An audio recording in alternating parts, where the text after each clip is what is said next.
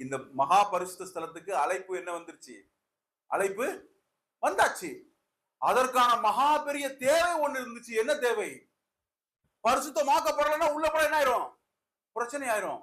அதனால அவருடைய சித்தத்தின்படி, அவருடைய சித்தத்தை குறித்து அறிஞ்சுக்கிறதுக்கு இன்னொரு ரெஃபரன்ஸ் எங்க இருக்குன்னா, எபேசியர் 1:5 படிங்க. திருப்பி அவருடைய சித்தத்தை பற்றி பேசுது.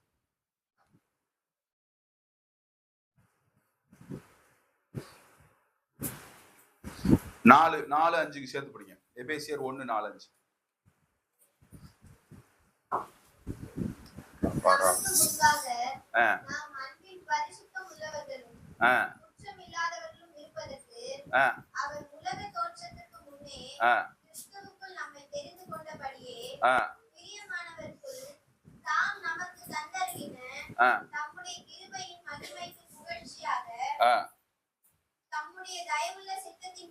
என்ன சித்தத்தின்படியா? தயவுள்ள சித்தத்தின்படியே.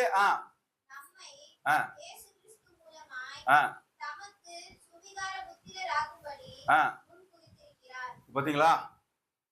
இப்ப என்ன புரியுது நமக்கு? நான் என்ன சொல்ல வரேன்? நம்மளுடைய மாண்புமிகு யாபேஸ் அவர்களுக்கும் மாண்புமிகு அது நல்லாதான் இருக்குது. கொஞ்சம் இது சட்டமன்றத்துல அந்த அது நடந்துட்டு இருக்க இதை பார்க்கும்போது ஒருத்தருக்கு ஒருத்தர் என்ன எப்படி கூப்பிட்டுக்கிறாங்க, அருமையா மாண்புமிகு அமைச்சர், நல்லதா இருக்கு, ரொம்ப மரியாதையா நல்லா இருக்கு. அப்புறம் திட்டிக்கிறாங்க, அது வேற. இப்போ நாம் என்னவா இருக்கிறோமா? சுவிகார புத்திரர்களா இருப்பது அவருடைய, ஆங்கிலத்தில் என்ன போட்டிருக்குன்னா, his good pleasure, அவருடைய சித்தம். இப்போ சித்தம், அவருடைய வில்லுக்கு நான் ஒரு எக்ஸாம்பிள் சொன்னேன் இல்லையா, எழுதி வைக்கிறது. தாத்தா பூட்டனுக்கு எவ்வளவு பிரியம் இருந்தா ஓகே, அந்த பேரனுக்கு நம்ம இந்த மாந்தோப்பை கொடுப்போம் அப்படின்னு சொல்லி தாத்தா நைட் எல்லாம் யோசித்து அப்படியே தியானிச்சு ஓகே, அந்த பேரனுக்காக வச்சிருக்கேன்னு அதுல லயிச்சு ஆனந்தப்பட்டு என்ன பண்றாரு? மாந்தோப்ப பேரனுக்கு என்ன பண்றாரு? எழுதுறாரு. பேரன் சோம்பேறியா? இதை தெரிஞ்சுக்கவே இல்லைன்னு வச்சுக்கோங்க. அவன் எந்திரிச்சு நடந்து இந்த மாந்தோப்பு பக்கமே போலன்னா எழுதி வச்ச தாத்தாக்கு எவ்வளவு துக்கமா இருக்கும். அதனாலதான் வசனம் என்ன சொல்லுது? சோம்பேறித்தனம் எதை கொண்டு வருமா? அந்த திருப்படிங்க 10 நீதிமொழிகள்ல.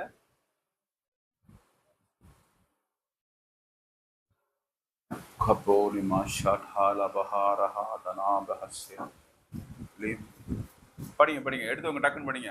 நீதிமொழிகள். சோம்பல் கையால் வேலை செய்கிறவன் ஏழையாவான். இப்ப புரியுதா? பாயிண்ட் என்னன்னா, நமக்காய் சிந்தப்பட்ட ரத்தம், நமக்காய் பிக்கப்பட்ட அவருடைய சரீரம் பிதாவினுடைய சித்தத்தின்படி நம்மளை என்ன வாக்கிற்று? பரிசுத்தவானாய் மாற்றி இருக்கிறது, பரிசுத்த படுத்தி இருக்கிறது. இப்போ 2வது பாயிண்ட் என்ன சொல்லுது? நீங்க அதனால என்ன பண்ணுங்க?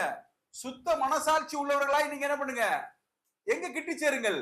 மகா பரிசுத்தத்துக்கு கிட்டி சேருங்கள். இப்ப நான் கேட்ட கேள்வி, காலையில எழுந்து நாம் இதை செய்யவில்லை என்றால் நம்மளுடைய பெயர் என்னது?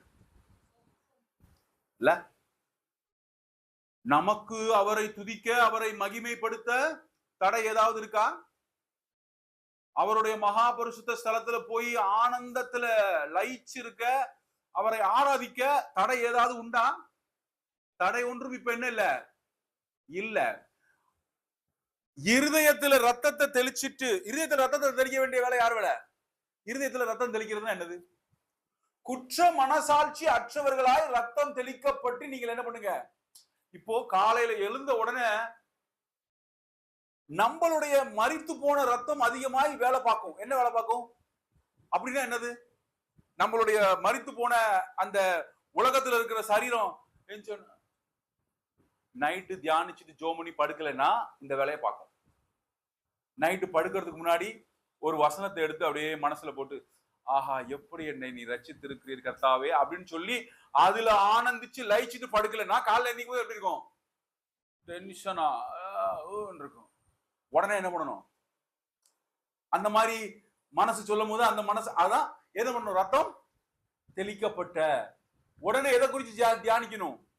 எனக்காய் சிந்தப்பட்ட அவருடைய ரத்தம் என்னை நீதிமான் ஆக்கி இருக்கிறது. ஹல்லேலூயா, நான் நீதிமானா இருக்கிறேனே அப்படின்னு ஏஞ்சி உட்காந்து நீங்க என்ன பண்றீங்க? ரத்தம் எதுல தெளிக்கிறீங்க? உங்களை குற்றப்படுத்துகிற, உங்களை பலவீனப்படுத்துகிற, உங்களை அப்படியே பிடிச்சி இழுக்கிற உங்களுடைய இருதயத்தின் மீது என்ன பண்றீங்க? ரத்தம் ரத்தம் தெளிக்கப்படுது. ரத்தம் எப்ப தெளிக்கப்படும்? கிறிஸ்துவை குறித்து தியானிக்கும் பொழுது உடனே என்ன பண்றீங்க? ரத்தம் தெளிக்கப்பட்டு, அப்பா இயேசு நாமத்துல, இயேசு நாமத்துல உங்களுடைய சந்நிதியில வர்றேன்னா என்ன அர்த்தம்? ஓ, ரத்தம், எனக்காய் சிந்தப்பட்ட ரத்தம். வந்து அவரை ஆராதிக்கும் பொழுது துதியிலே வாசம் பண்ணுகிற தேவன் அந்த நாள் முழுவதுமாய் வெளிச்சமா இருக்கும். அந்த நாள் எப்படி இருக்கும்? வெளிச்சமா இருக்கும். உங்களுக்கு மட்டும் என்ன இருக்கும்? சுத்தி ஒரு டென்ஷனான விஷயங்கள் நடந்துட்டு இருந்தாலும் நீங்க போய் அங்க எப்படி இருப்பீங்க? உங்களை ஒன்றும் என்ன பண்ணாது, பாதிக்காது. நீங்கள் குறை தீர்க்கிறவர்களா இருப்பீர்கள், குறை சொல்லுகிறவர்களா இருக்க மாட்டீர்கள். ஏன்? ஏன்னா அவருடைய சமூகம், ஆனந்த தைலம் உங்கள் மீது அப்படியே இருக்கு. ஏன்னா காலையில எந்திரிச்சு ஆராதிச்சிட்டீங்கன்னு வச்சுக்கோங்க, காலையில எந்திரிச்சு அவருடைய ரத்தத்தை குறித்து தியானித்து அவருடைய சமூகத்துல எப்படி போறது? வசனம் சொல்லுது, நீ வா அப்படிங்குது. நீங்க என்ன பண்ணுங்க? அந்த வசனம் முடியுமா? 10 எபிரேயர் 10 என்ன பண்ணுங்க? குற்ற மனசாட்சி இல்ல, குற்ற மனசாட்சி அற்றவர்களா என்ன பண்ணுங்க? நீங்கள் கிட்டி சேர்றது யாருடைய வேலை? கிட்டி சேர்றது யாருடைய வேலை? அவர் முடிச்சுட்டாரு. அவர் வேலைய அவர் முடிச்சுட்டாரு. கடுமையா பூமியில வந்து வேலை பார்த்து என்ன பண்ணிட்டாரு? கிறிஸ்து வெற்றி சிறந்தவராய் பிதாவுடைய வலது பாரசத்துல